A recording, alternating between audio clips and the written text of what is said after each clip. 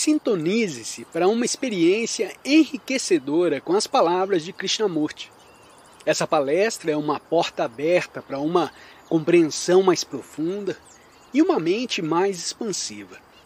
Inscreva-se no canal e ative o sininho para receber novos vídeos. Numa dessas manhãs, eu vi quando um morto era levado para ser queimado. Envolto num vistoso pano cor de fúcsia, o corpo oscilava ao ritmo dos 4 mortais que o transportavam. Que espécie de impressão te causa um corpo morto? Não desejaria saber por que há deterioração? Você compra um motor novo em folha e, passado poucos anos, ele está completamente gasto. O corpo também se gasta. Mas não desejaria investigar um pouco mais além para descobrir por que razão a mente se gasta? Mais cedo ou mais tarde ocorrerá a morte do corpo. Mas a maioria de nós já tem a mente morta. Já se verificou a deterioração. Por que a mente se deteriora? O corpo se deteriora porque o mantemos em uso constante e o organismo físico se gasta. Doença, acidente, velhice, má alimentação, deficiências hereditárias. Tais são os fatores responsáveis pela deterioração e morte do corpo. Mas por que deve a mente se deteriorar, envelhecer, tornar-se pesada e embotada? Ao ver um corpo morto, isso não te dá o que pensar? Embora nosso corpo deva morrer, porque deve a mente deteriorar-se. Nunca te ocorreu essa pergunta? Pois a mente, com efeito, se deteriora. Vemos isso acontecer não só às pessoas idosas, mas também a pessoas jovens. Vemos como, nos jovens, a mente já está se tornando embotada, pesada e insensível. E se pudermos descobrir por que razão a mente se deteriora, então talvez descobramos algo verdadeiramente indestrutível. Talvez compreendamos então o que é a vida eterna, a vida que não tem fim, que não está no tempo, a vida que é incorruptível, que não degenera com o corpo, que se transforma, que se transporta para os Ghats, onde é cremado e suas cinzas lançadas ao rio. Mas por que a mente se deteriora? Já refletiu a esse respeito? Como ainda são muito jovens, e se a sociedade ou seus pais ou as circunstâncias ainda não te tornaram embotados, você possui uma mente nova, ardorosa e curiosa. Deseja saber por que existem as estrelas, por que morrem os pássaros, por que caem as folhas, como voa o avião a jato. Muitas coisas você deseja saber, mas esse impulso vital para investigar, descobrir, depressamente é sufocado, não é verdade? Sufocado pelo medo, pelo peso da tradição, por sua própria incapacidade para enfrentar essa coisa extraordinária que se chama vida. Já não notou o quão rapidamente é destruído o seu ardor? Por uma palavra áspera, por um gesto depreciativo, pelo medo de um exame, a ameaça de um pai, significando isso que sua sensibilidade já está sendo destruída e sua mente se tornando embotada? Outra causa do embotamento é a imitação. Vocês são obrigados pela tradição a imitar. O peso do passado te impele a se ajustar, a estabelecer uma linha de conduta e com esse ajustar-se, a mente se sente protegida em segurança. Instala-se uma rotina muito bem lubrificada para que possa deslizar suavemente, livre de perturbações, sem o mais ligeiro estremecimento de dúvida. Observe os adultos que te rodeiam e verá que a mente deles não quer ser perturbada. Eles querem paz, ainda que seja a paz da morte. Mas a verdadeira paz é uma coisa muito diferente. Já não notou que quando a mente se fixa numa rotina, num padrão, sempre o faz inspirado pelo desejo de segurança? É por essa razão que ela segue um ideal, um guru. Quer segurança, ausência de perturbação e por isso ela se deita a dormir. Quando lê em seus livros de história a respeito dos grandes líderes, santos, guerreiros, não te surpreende a desejar igualá-los? Isso não significa que não haja grandes homens no mundo, mas o instinto é imitar os grandes homens, procurar tornar-se igual a eles. E esse é um dos fatores de deterioração, porque então a mente se coloca num molde. A sociedade não deseja indivíduos alertados, ardorosos, revolucionários, porque tais indivíduos não se ajustarão ao padrão social estabelecido e há sempre o perigo de que quebrem esse padrão. É por isso que a sociedade se empenha em prender a sua mente em seu padrão. E é por isso que a chamada educação te estimula a imitar, a seguir e a se ajustar. Então eu pergunto, pode a mente deixar de imitar? Isso é, pode deixar de formar hábitos? E pode a mente, que já se acha enredada no hábito, ficar livre dele? A mente é resultado do hábito, não é? Ela é resultado da tradição, resultado do tempo, sendo o tempo a repetição, a continuidade do passado. E pode a mente, a sua mente, deixar de pensar em termos daquilo que foi e daquilo que será, que é em verdade uma projeção do que foi? Pode a sua mente se libertar dos hábitos e deixar de criar hábitos? Se penetrar bem profundamente nesse problema, verá que pode. E quando a mente se renova sem formar novos padrões, novos hábitos, sem tornar a cair na rotina da imitação, permanece então fresca, jovem, inocente, sendo, portanto, capaz de infinita compreensão. Para essa mente, não há morte, uma vez que já não existe processo de acumulação. É o processo de acumulação que cria o hábito, a imitação, e para a mente que acumula, há deterioração e morte. Mas para a mente que não está acumulando, juntando, que está morrendo a cada dia, a cada minuto, para essa mente não há morte.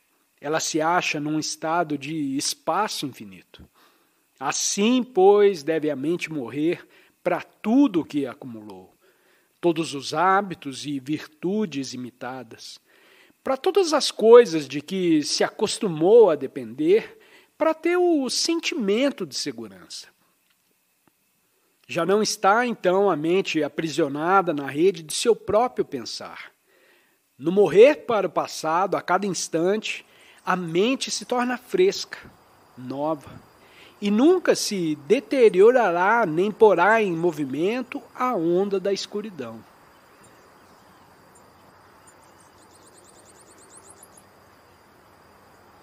Como podemos pôr em prática o que está nos ensinando? Você ouviu algo que te parece certo e deseja pôr em prática em sua vida diária. Há sim um vão entre o que pensa e o que faz, não é verdade?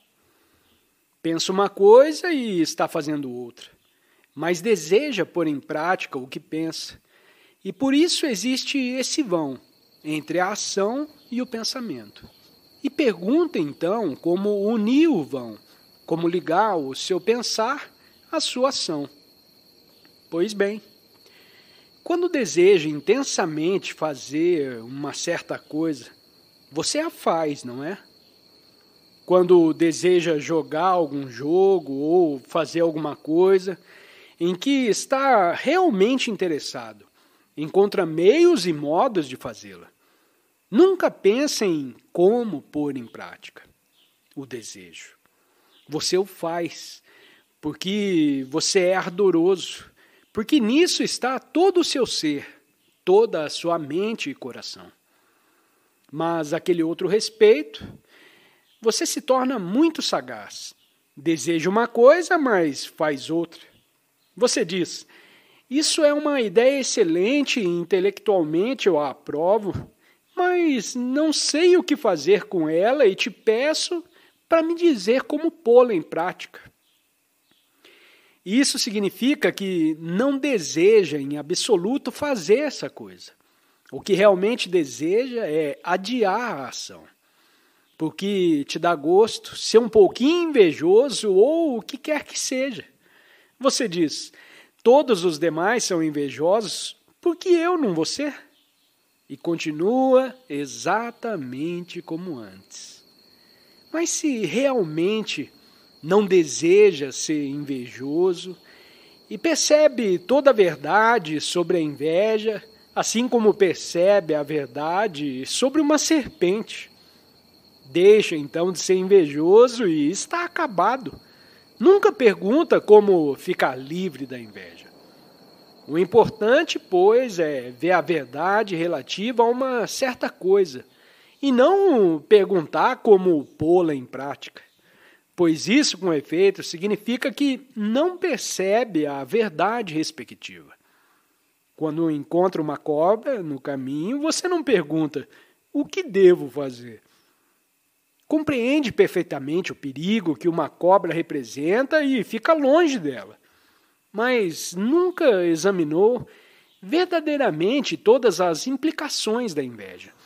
Ninguém jamais te falou a respeito dela, nem a examinou profundamente junto com você. Te disseram que não deve ser invejoso, mas nunca investigou a natureza da inveja. Nunca observou que a sociedade e as religiões organizadas nela estão alicerçadas, no desejo de vir a ser alguma coisa. Mas no momento em que examina profundamente a inveja e percebe realmente a verdade a seu respeito, nesse momento a inveja deixa de existir. E a pergunta, como pôr em prática, é uma pergunta irrefletida. Porque quando está realmente interessado numa coisa que não sabe fazer, você atira a ela rapidamente e começa a descobrir o modo de fazer. Mas se fica sentado dizendo, olha, eu peço para você me ensinar uma maneira de me livrar da avidez, você vai continuar ávido. Entretanto, se te pôr a investigar a avidez com uma mente atenta e livre de todo o preconceito, e se nisso pôr todo o seu ser, descobrirá por você mesmo a verdade relativa à avidez. E é a verdade que te liberta, e não a sua busca de uma maneira de te libertar. Pergunta: por que nunca se realizam plenamente os nossos desejos? Por que há sempre obstáculos a nos impedir de atuar completamente como desejamos? Resposta: se seu desejo de fazer uma certa coisa é completo, se nele está todo o seu ser, sem busca de nenhum resultado, sem nenhum desejo de preenchimento, quer dizer, sem medo, não há então obstáculo algum. Só obstáculo, contradição, quando o seu desejo é incompleto e fragmentado. Deseja fazer uma coisa e, ao mesmo tempo, tem medo de fazê-la, ou sente um vago desejo de fazer outra coisa. Além disso, há possibilidade de realizar todos os seus desejos? Você compreende isso? Vou te explicar. A sociedade, que é a relação coletiva entre os homens, não quer que tenha nenhum desejo completo, porque se isso acontecesse, você se tornaria muito incômodo. Você se tornaria um perigo para a sociedade. Eles lhe permitem ter desejos respeitáveis como ambição, inveja. E isso sim é muito correto. Constituída que é de entes humanos invejosos, ambiciosos, que creem e imitam, a sociedade admite a inveja, a ambição, a crença, a imitação, muito embora todas essas coisas sejam indícios de medo. Enquanto seus desejos se harmonizam com um padrão estabelecido, você é um cidadão respeitável. Mas no momento em que tem um desejo completo, estranho ao padrão, você se torna um perigo. Assim sendo, a sociedade está sempre vigilante para te impedir de ter um desejo completo. Um desejo que seja a expressão do seu ser total e, portanto, produto de uma ação revolucionária. A ação de ser difere muito da ação de vir a ser.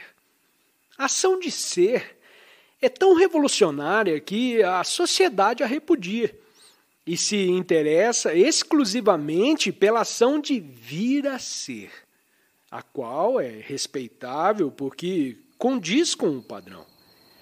Mas todo desejo que se expressa na ação de vir a ser, que é uma forma de ambição, não encontra preenchimento. Mais cedo ou mais tarde, ele se vê contrariado, impedido, frustrado, e contra a frustração nos revoltamos de maneira nociva. Essa é uma questão que muito importa examinar, porque quando se tornar mais velho, verá que seus desejos nunca são realmente preenchidos. No preenchimento está sempre a sombra da frustração, e em seu coração não há cânticos, porém gritos. O desejo de vir a ser torna-se um grande homem, um grande santo, um grande isso ou aquilo. Não tem fim e, portanto, não tem preenchimento. Sua exigência é sempre demais. E esse desejo gera agonias, aflições e guerras. Mas quando a pessoa está livre do desejo de vir a ser, há um estado de ser, cuja ação é totalmente diferente. Seu próprio ser é seu preenchimento. Obrigado por se juntar a nós nessa viagem de aprendizado com Krishnamurti. Para continuar expandindo sua compreensão, clique em algum dos 2 vídeos sugeridos na tela. Desafie-se a absorver mais sabedoria e compartilhe as suas reflexões nos comentários. Não se esqueça de se inscrever para mais explorações. Até a próxima!